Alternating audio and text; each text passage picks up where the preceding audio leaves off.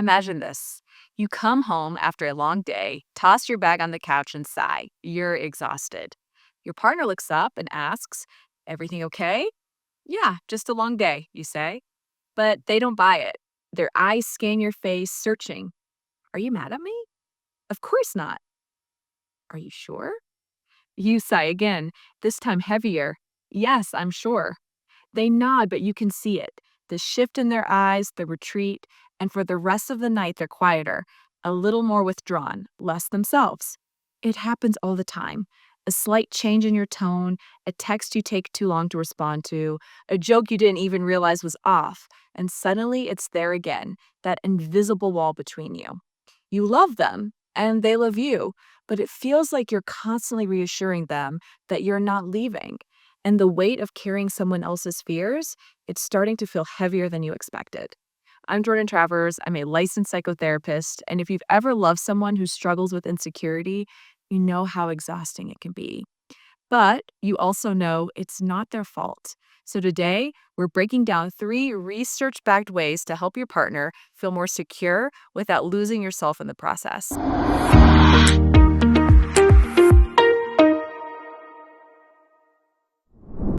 So, all right, let's just get it out of the way. Here's the bad news. If you have been through this scenario, your partner likely has an insecure attachment style. And here's the good news, solutions exist. And they're not vague or elusive, they are science backed, thanks to psychologist Nicola Overall and her research on insecure attachment. So here's the deal. Overall says that insecure attachment styles are often a result of spillover processes. Insecurity in one context transfers to insecurity in other contexts. For example, if your partner's parents were inconsistent or unreliable, they likely passed the insecurity down to them. The solution, according to Overall, you need buffering processes. These are practices that prevent and buffer your relationship from the destructive or damaging behavior that can sometimes spring from insecure attachment styles. But what are these processes? I'm going to give you 3 that you can start with. Number 1, stall your judgment. Picture this. Your partner is upset about something small. Maybe you forgot to text when you got home. Maybe you didn't say I love you in the same tone you usually do. And to you, it seems minor, but to them, it's proof that something is wrong, that maybe, just maybe, you're pulling away. Your instinct might be to roll your eyes, to say you're overreacting. Don't.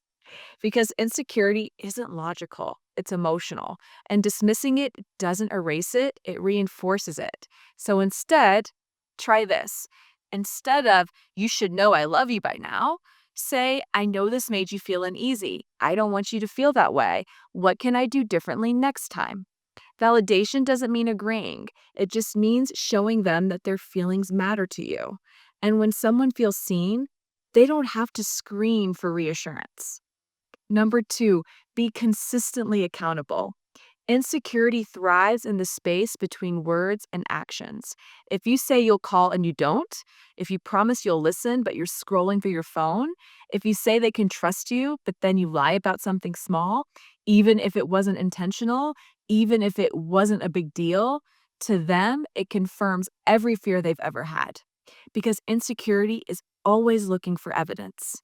So here's the fix, follow through every single time. If you say you'll be home by 8, be home by 8. If you say that they can tell you anything, mean it. If you mess up, own it fast. It's not about being perfect, it's about being predictable. And in a world where love has made them feel uncertain, consistency is the only thing that starts to feel like safety. And number 3, have the conversations you're avoiding. Most people think insecurity is about jealousy or neediness. It's not. At its core, insecurity is about one thing, fear. A fear of abandonment, a fear of not being enough, a fear that one day they'll wake up and you won't feel the same way. And every time you brush off their concerns, every time you say, "Ugh, not this again," every time you shut down instead of talking, it feeds the fear. So instead, do things that feel counterintuitive. Lean in.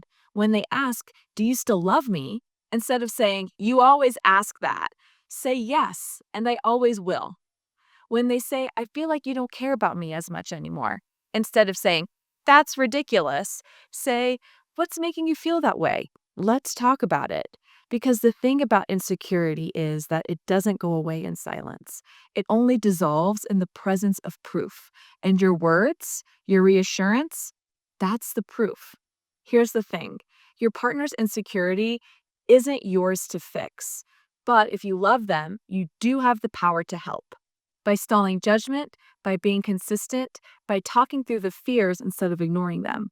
Because at the end of the day, insecurity is just love afraid of not being enough. And when love meets patience, reassurance, and understanding, it learns to believe it belongs. If this resonated with you, let me know in the comments. Have you ever loved someone who struggled with insecurity? What helped and what didn't? If you want to see how healthy your relationship is, you can take our free science-backed relationship satisfaction scale linked below. I'm Bro Choppers, and I'll see you next time. Bye.